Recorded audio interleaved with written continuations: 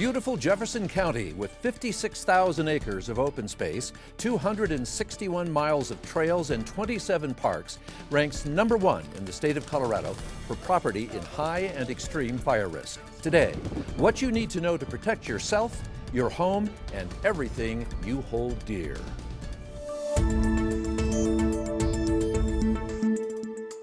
Hello, everyone, and welcome to the program today as we look at the risks that we are all facing heading into the heart of the fire season here in Colorado and the efforts already well underway here in Jefferson County to keep everyone safe. We have a group of experts in our studio today, but first, the answer to a question we have learned very few of us have an answer to, and that question is, what can I do right now to be fully prepared if my home disappears in a raging wildfire? If your home disappears in a fire like this, taking everything you own, what is the first thing you need to do to begin your recovery? The answer is a plan that you make right now. The more information you can give your insurance company on a claim form, the better off you'll be because they will be better able to estimate your actual losses. It's a very simple process. Here's how you do it. You're going to document all of your possessions with either your tablet or your phone. You're going to take videos or stills, and you're going to begin with your closets.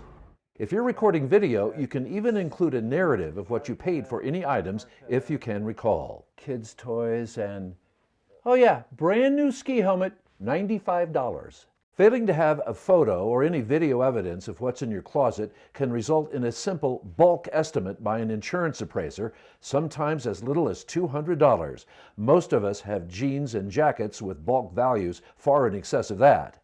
Then think big. Photograph your appliances, refrigerators, ovens, microwaves, and dishwashers. Make sure that you get serial numbers and brand names as well. They should be easy to locate. Photograph each room in your house, get pictures of your furniture and your electronics, and when it comes to those televisions, get the serial number plates off the back of those as well. That will help you recover the actual value. Then photograph your cabinets, drawers, and any boxes or plastic storage containers, for example, those that contain your Christmas keepsakes and any other seasonal items.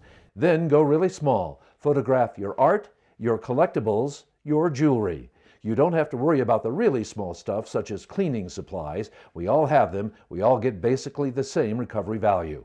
And don't forget your garage, your lawnmower, your snow blower, your freezer, and any tools. Having to remember later may prove difficult. So there you have it. You have done your home inventory, and the question is, now what? And that's a question for our experts today. We're going to have them weigh in on that very question in our studio today from the West Metro Fire District, which is headquartered in the city of Lakewood. Wildland Coordinator Captain Brendan Finnegan. From the Arvada Fire Protection District, Fire Battalion Chief Todd Hyatt, and Jefferson County Commissioner Leslie Dahlkemper, who is heading up the Jefferson County Risk Reduction Task Force, made up of 31 members. Our studio wasn't big enough, composed of leaders in our community, fire rescue districts, county government, law enforcement, business, forestry, water districts. I mean, everyone except the milkman, the Uber driver, the paper boy. I mean, all covered. It's a big group. Welcome to you all, and thanks for being part of our program today. So I want to start with home inventory because it turned out to be such a big question. And I put my home inventory on flash drives. So the next question is what do I do with the flash drive? And I'm going to show you the patented Mark Koebrich firebox in just a moment, which I guess is one answer. But I guess the real answer here is that you want to put it somewhere that you can remember where you put it and where it's safe. Yeah, Mark, you have two of them there, so one with a backup is a great idea, but keeping it one safe, in a fireproof safe and or in a go box like you have here, so that you're grabbing it as you're evacuating. There you go. Maybe the fireman would actually remind me, "Hey, you idiot." Hope you have your home inventory, because people are in such a panic, when this happens. Yeah. So what I discovered is only 30 million Americans have a safety deposit box, which kind of surprised me, because that's a great place to store everything, including your home inventory. But short of that, I have a go box. And I think this is something the two of you subscribe to. So the question is, what do you have in there? So first of all, I included a list of all my computer passwords. By the way, These are things that I gleaned from people who, in the aftermath of a fire, what don't you have? And so many people, for example, the Marshall Fire, a lot of people were at work and never got back home, so they lost everything, and they don't have an electronic password keeper, but that was important. In an envelope like this, I would put my will, probably the original and not a copy. Also, passports, insurance policies, birth certificates, mortgage papers, burial papers, armed service records, which I didn't realize how important those are to veterans, but they are. Small jewelry maybe, and bonds. So that would be a good idea. Yes. And I just, for any additional papers, I brought another envelope for, because there's going to be stuff that's not going to fit in the first one. Your favorite book of family photos, and I know people try to haul out, as I've watched this, they try to haul out, 40 albums, and maybe you just need to pick the hits and walk out with those, or you put them all on a flash drive and walk out that way. Yeah. Interviews with fire victims, they all missed their toiletries. Everyone missed their cell phone charger, and most everyone that I talked to said they missed something warm. So I have a coat, and I have a fleece, and I have also an extra pair of shoes. I couldn't believe these poor people, the shoes they had on were soaked because they been marching through the snow and the muck and everything else, if they were lucky to get home even for a few minutes. And then they realized that everything, was gone. Also, a pair of socks. I can't believe how many times a pair of socks came up, an extra pair of jeans, and most importantly, ladies and gentlemen, extra underwear. I'm telling you, what happens, as I've discovered in a fire zone, is that it sells out for miles. Every Walmart, Target, Macy's, they sell out of these items first, especially underwear. And just for good measure, I threw a flashlight in there. So here I have my Go box. I'm not sure where I should store it. I mean, I don't want to put it someplace really obvious, right? In case somebody wants to, borrow it from me before I get a chance to use it illegally. So the question is, where would you guys suggest putting something like this? For me, I'd suggest somewhere where it's going to be, that you can remember it and easily grab it. You don't have to go hunting for it behind all the Christmas decorations in the basement, but maybe in a front room closet or a mud room, somewhere you can get it into your vehicle quickly. Right. Just a place where, I thought, well, I'd put it in my car, but, that would last for a couple of weeks, and then it'd be in the way. And sometimes, too, you can leave some of your important papers in a bank safety deposit box.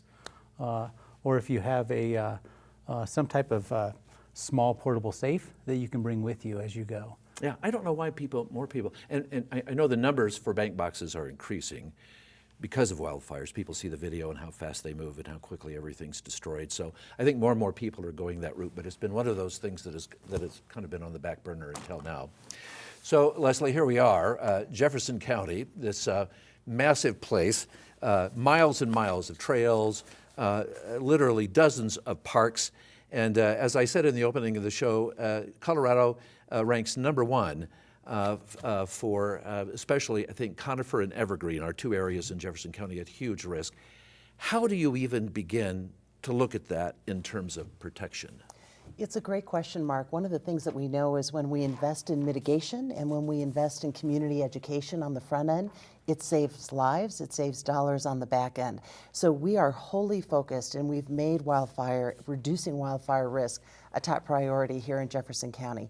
And it really begins by bringing together all of those partners that you talked about a little bit earlier to really identify where is our greatest risk? Where do we have high wildfire risk? How are we responding? How does an organization like Jeffco Open Space, which is responsible for so many acres of wildland area that's in a high-risk area, really focus on mitigation with partners and do it well? What does that look like? How do we work on it together? Right. Collaboration is absolutely key to this work. I saw that our fire risk is even higher than Sonoma County, California, Butte County, California, and here we are, still in the midst of soon early spring and then late spring, and no one knows which way this is going to go. But the last few years have been incredibly dry, and the experts are saying our subsurface soil is so dry we really have no chance of recovery in the short term. Well, when we think about the wildfire season, we think about it absolutely year-round, no question about that. In Jefferson County, we have the topography that contributes to wildfire risk, dense conifer forests, upslope conditions, steep, you've got canyon areas as Right. well. We know fire travels faster uphill, so we've got that issue as well. Lightning strikes that can work against us.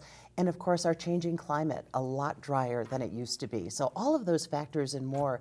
In addition to that, we've got development in what we call the wildland-urban interface, where you have businesses and homes and other structures working hand in hand with forested areas, and that creates a unique situation as well that not only Jefferson County is working on, but we're addressing it statewide too. Right.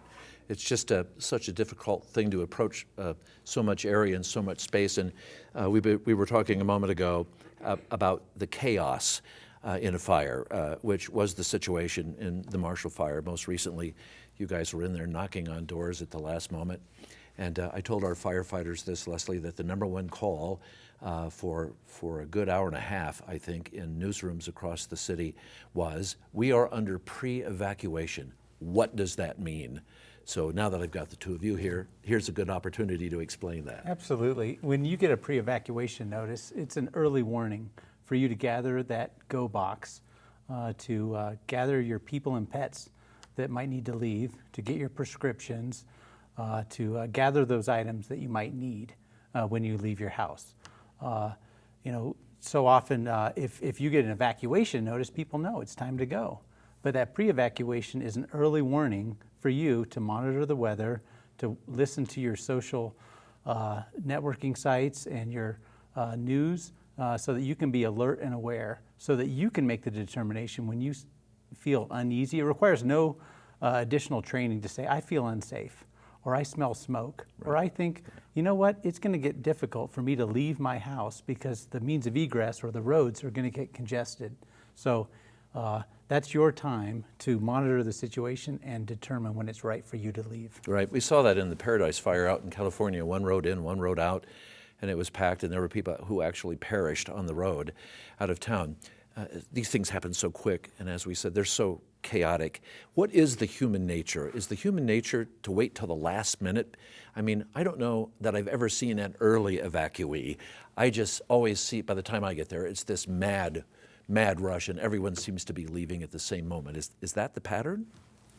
You know, I think it's all going to depend on what emotional connection the citizen has. You know, are they an owner, long-standing owner that's been there a long time, or family history there?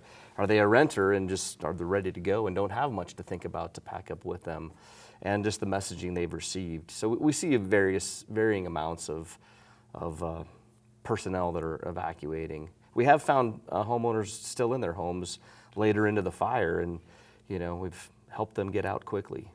I know that some 24,000 cell phones and landlines got emergency calls in the Marshall Fire, and maybe this is something the task force is looking at too, Leslie, but most cell phones are registered now for emergency alerts, and it seems to have worked pretty well. I mean, we really got out of the Marshall Fire pretty good, but I guess my next question is, when you get that call, how much time are you looking at from the moment you get that call to the moment you have to leave, or is it hang up and run?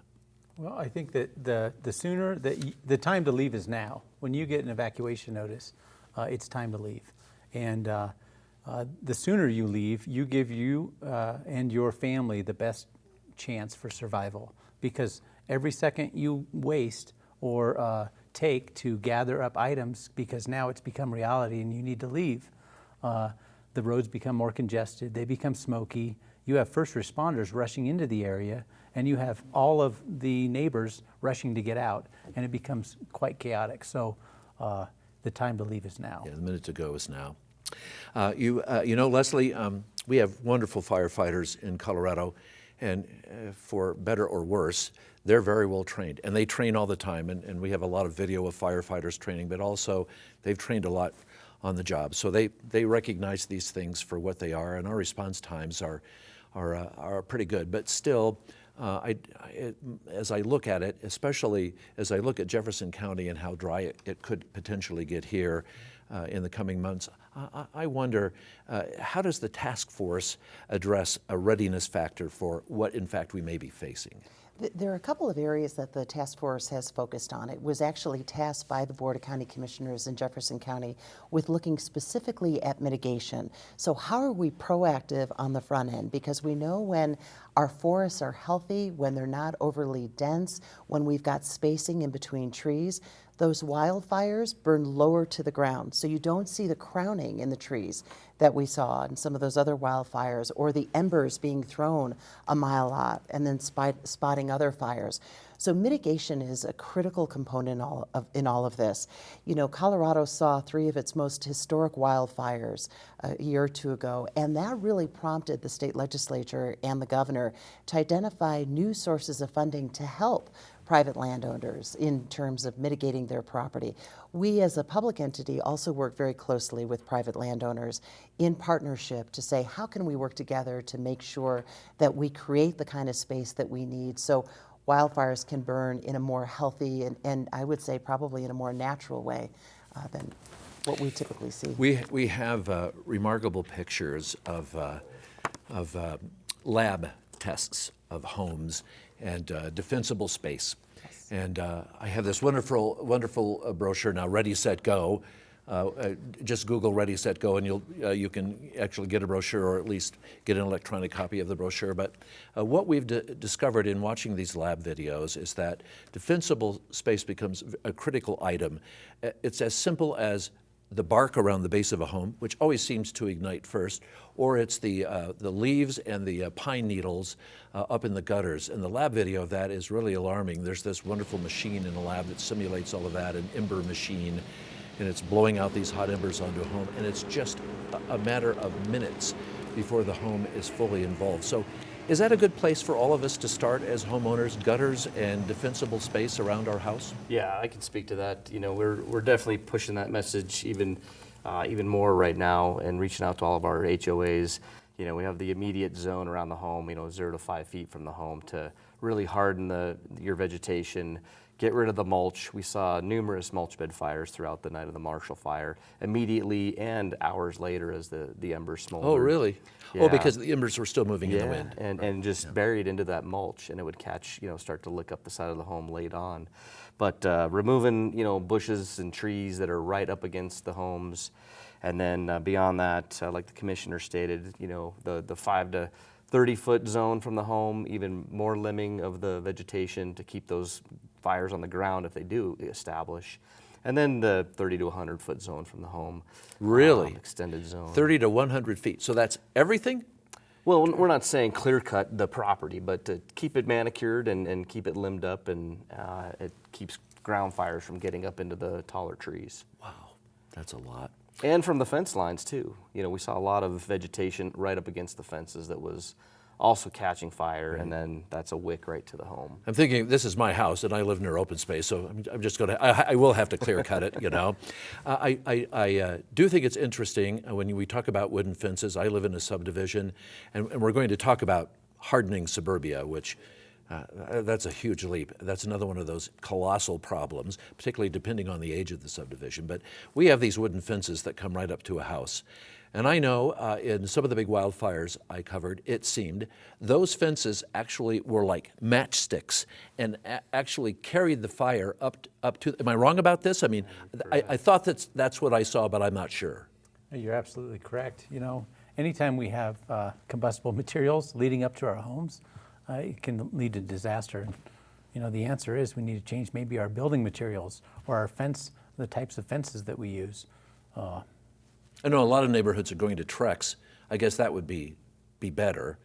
But maybe if you have to evacuate your home quickly, one of the first things you do is go out and cut your fence down. I don't know. I'm just thinking as any opportunity to save a home, and that looks like a direct pathway for fire. I watch fire just move across. The thing is as these fires move, usually it isn't a flame front that hits a house.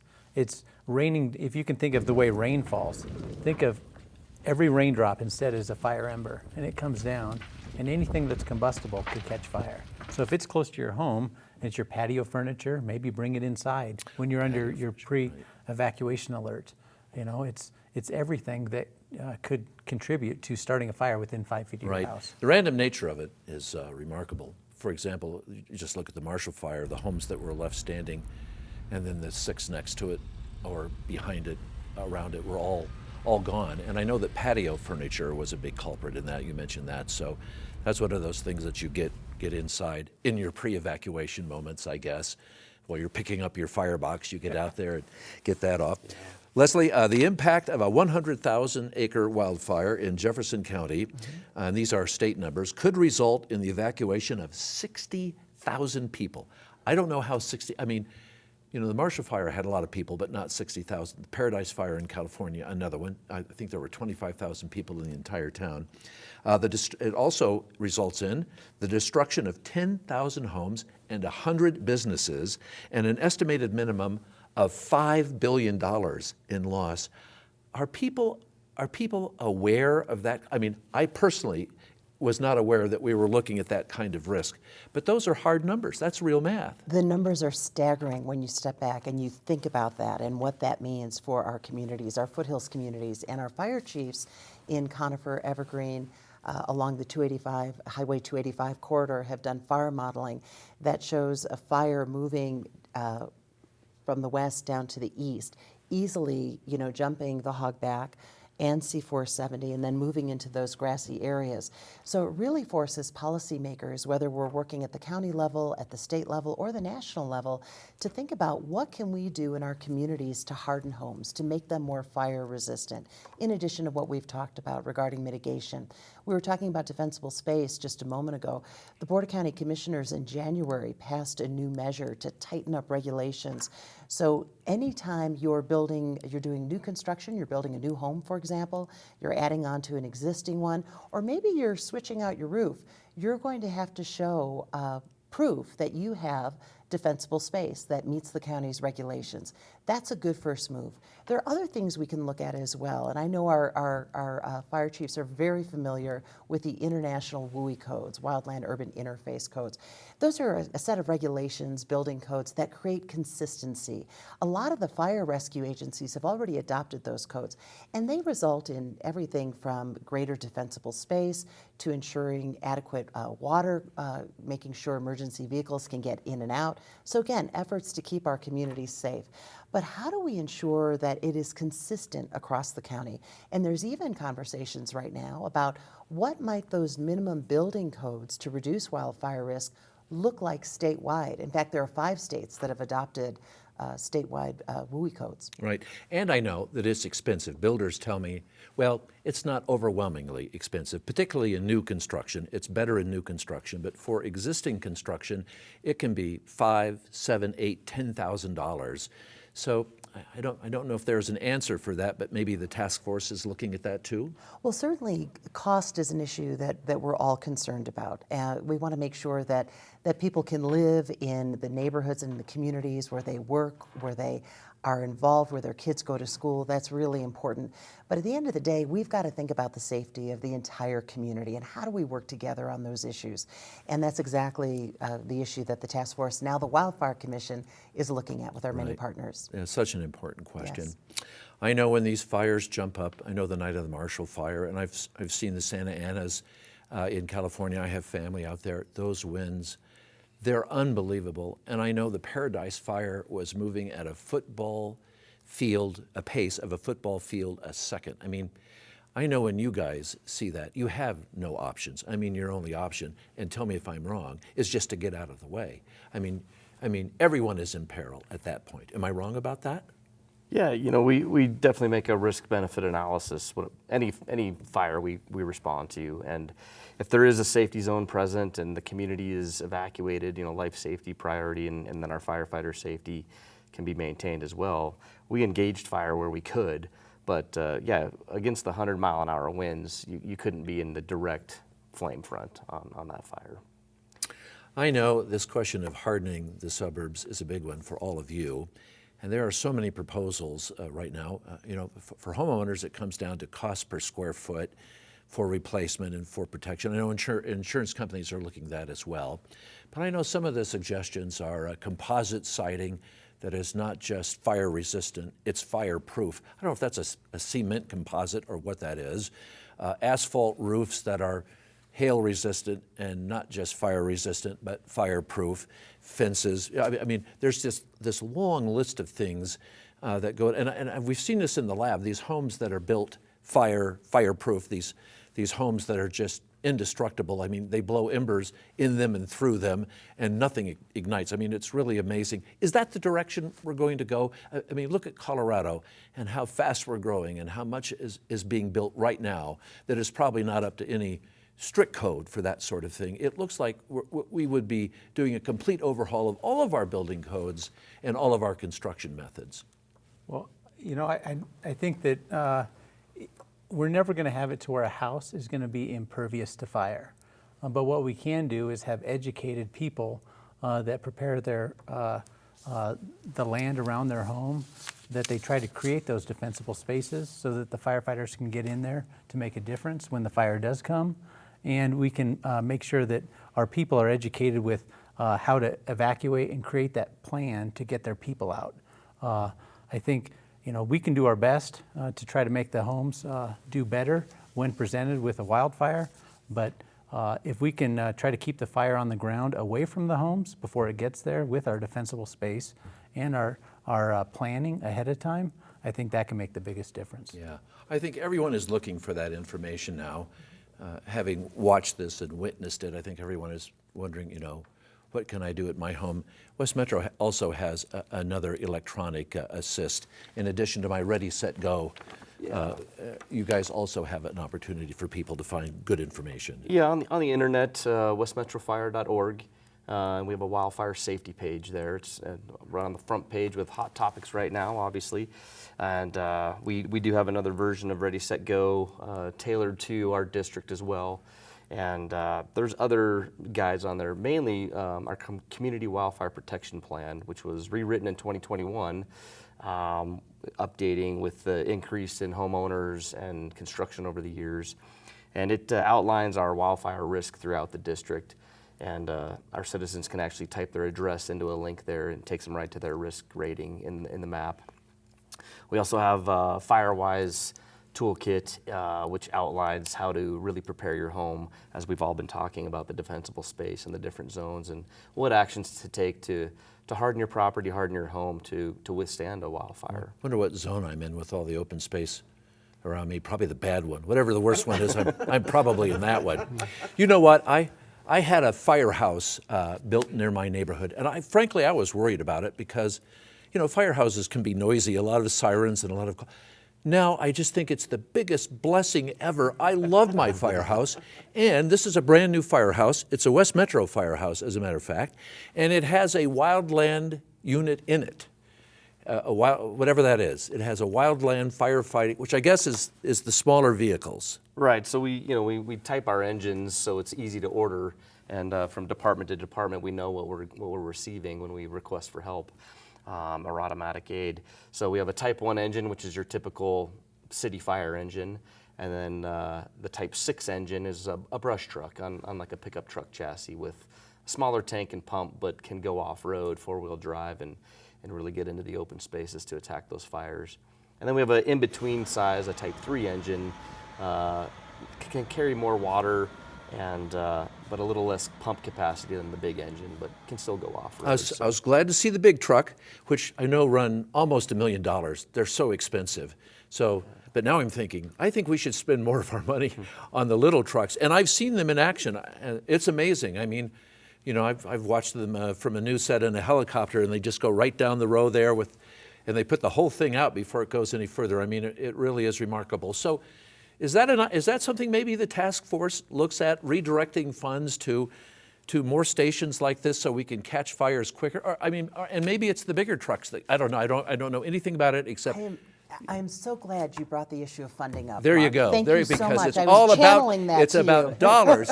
It's so expensive. It's true. Well, one of the areas that the task force looked at was not only mitigation and community education. Those were two top priorities for us.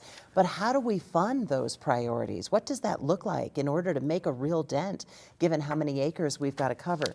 One of our challenges in Jefferson County is that we're not debruced, or in other words, when we have dollars above our Tabor cap, we are not able to reinvest those dollars in, say, wildfire mitigation. Many of you may have received your check from the county. If you live in Jefferson County and you're a taxpayer last November, that was your Tabor refund or the Taxpayer Bill of Rights.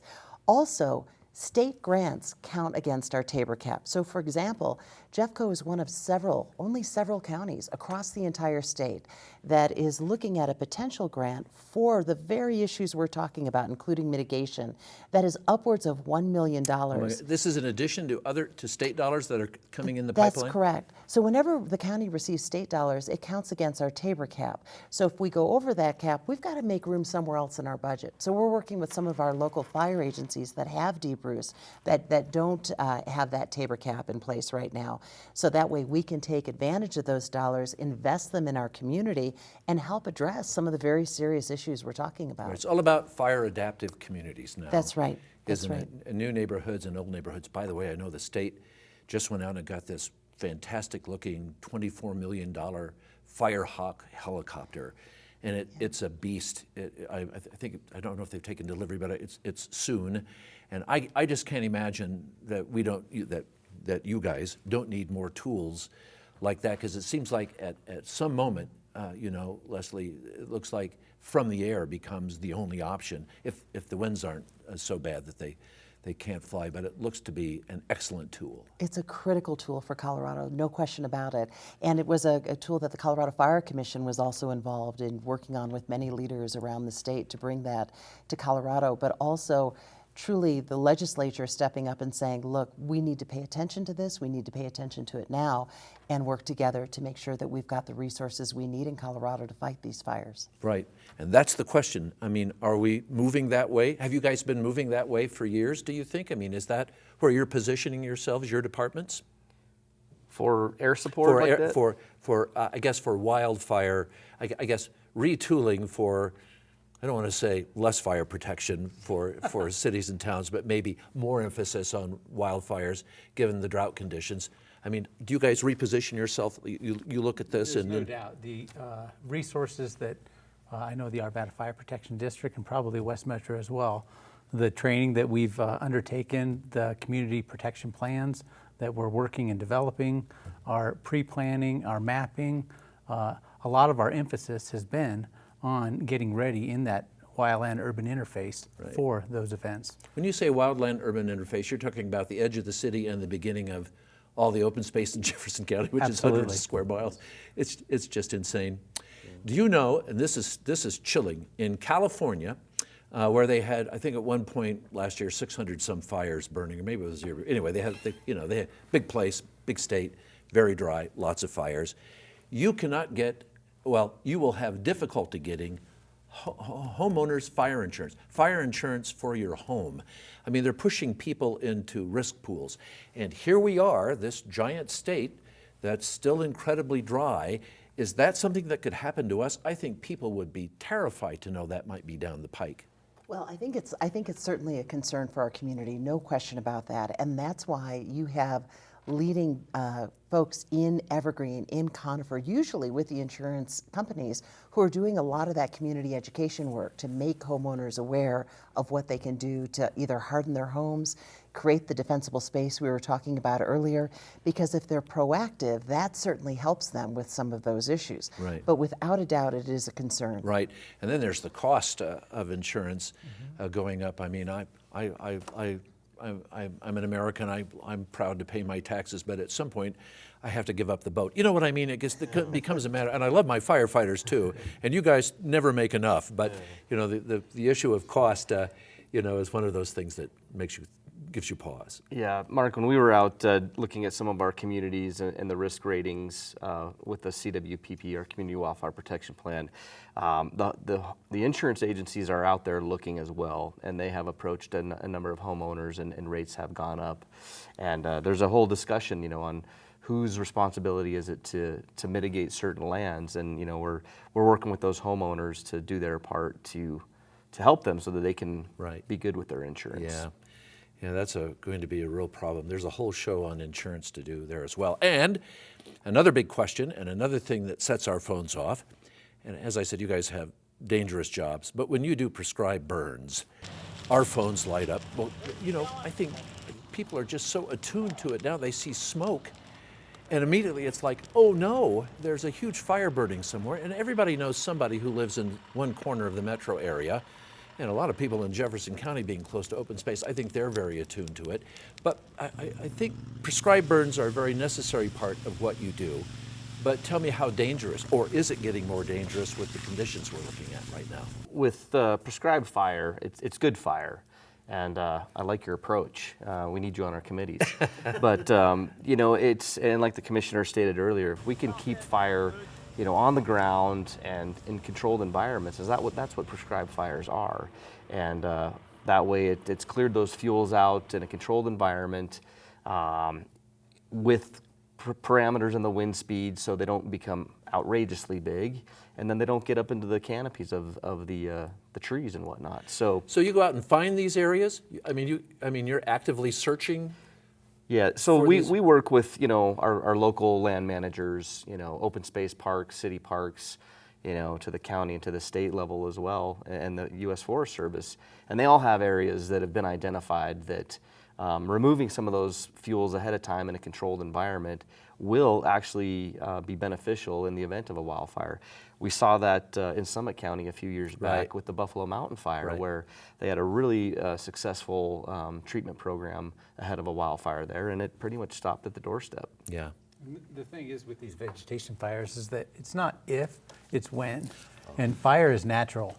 And so it can be healthy for the ground and the areas if fire does get into some areas, because it can help to clean out all that built up years of dead and dying vegetation. So when we do these prescribed burns, it's so that we can, on our terms, with all of our resources in place, in good weather, and carefully pre-planned, we can go in there and we can make a difference ahead of time so that we created that fire break to prevent it from becoming a catastrophe later on. Mark, may I just add something? Sure. I had an opportunity to join the Lower North Fork Fire Rescue as well as the Forest Service to see a prescribed burn up close. And the amount of planning that goes into a prescribed burn is absolutely extraordinary. And I was incredibly impressed to see it, as well as a number of firefighters lining the road as they were watching the movement. They were checking weather conditions. And not only is it good for creating healthy forests, as you were saying, but it's also great for habitat and for wildlife as well. So there are a lot of positives that come with it. But I think we need to continue to have these conversations. I think we need to talk about the safety measures that go into place and more. It's really important, because I know it worries some people, but we just need to be thoughtful and strategic about it. It's an important tool to I have to tell you, the media used to ignore them, but people see them now, and they are immediately raising the alarm. And maybe I think people think they're helping. There's smoke and, near, you know what I mean? Yeah. I know you guys get the calls too. I know you do, but as necessary as they are, they terrify people. That's what I know it's important, but it's one of those things. And it's so hard to announce them, Yeah. because it's not news really until they happen, and it's like, oh, look at this. Don't worry, it's a prescribed burn. Yeah, and we do our best with all the social media platforms, the messaging, CDOT road signs as well, to Yeah, get the those electronic messages signs out. are great. Speaking as a person who is always in the car, it seems, when a fire is breaking out, the electronic signs are always terrific. Leslie, 60% of your district is in a fire overlay district. So that's first of all, that's astonishing. That's more miles than I can count with even my shoes off. So it's a lot. Are you going to push for more fire protection in those districts, or just more observation? I'm just wondering, how does the fire district approach an area of that size that is so prone to fire? What are the plans for the people who live in those areas? Well, we're looking at a number of strategies, many of which we've talked about, being well prepared, making sure there's a lot of community education, that people know what to do, what it means to be ready, set, go, and how do I respond in case I get that pre-evacuation call. But the other piece we really want to look at is the proactive piece, and that comes back to mitigation, thinning our forests, making sure they're healthy. There are two other big areas we're looking at, again, at the statewide level and also locally, and that is, how do we take a measured, thoughtful approach to building codes and regulations? How do we think about growth and development in the wildland-urban interface? How does that also need to change in light of the increased fire risk that we're facing? And for someone like me who's a county commissioner, that's a core part of the work that we do as county commissioners. We look at land use, we look at growth, we look at development, we have rezoning cases come before us all the time. So we want to make sure that we have regulations in place and we're taking a hard look at those to ensure that they really are addressing the issue of wildfire risk. Whether it's defining what exactly is the wildland-urban interface area in Jeffco. That's something we're looking at, especially right now. That overlay you talked about is 6,400 feet and above. We're looking at bringing that down lower and expanding it. In fact, there was even a suggestion that all of Jeffco should be in the WUI, and that maybe we look at different ways of approaching the WUI depending on where you live, whether you're in Lakewood or up in Conifer or Evergreen. So we're looking at a number of different approaches. Right.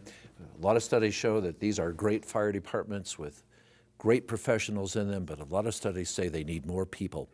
Do you guys feel undermanned? I mean, given the threat that we're looking at, do you think you have enough people? Do we need more people? Do we need more funding? What do we need to be up to the task? We can always use more firefighters, more equipment. What you talked about in that fire station, we have cross-staffed fire apparatus. So, we might have 4 or 6 firefighters in that station depending on the makeup. But in the event of a wildfire, we would take both of those trucks and split up the membership there. So yeah, if we, had a blank checkbook and could hire more and staff both rigs all the time, it would provide a faster response with more personnel. Yeah. Fire chiefs in fire zones always say after a big fire, can't hire your way out of a fire. They're just too big and too fast. So I guess it's all about preparedness. That's what it's all about. Well, there's a lot to think about here. Fortunately, the state is spending money. The fire task force is on the job, and firefighters are now, I think, more vigilant than ever for things that can get out of hand. It's been wonderful having you all here today and having this information, and let's hope going forward that maybe in a couple of years we could, maybe we just get some rain. That would really, that would really, maybe a lot of rain and a lot more snow. Yeah, Still in the drought. Still in the drought. So difficult. Well, you have dangerous jobs. Leslie, sometimes your job's dangerous as well. So stay low into the ground. As dangerous as Stop, drop, and roll. That's that's what that's what we got to remember. You and I. my next public hearing. I'll keep that in mind. Stop, drop, and roll at the public hearings. And the two of you stay safe, and all your Thank people, you. we hope that they stay safe as well. And it was great having you here today, and we hope that all of you have taken some information away from the show, and we appreciate you joining us today as well. Stay safe.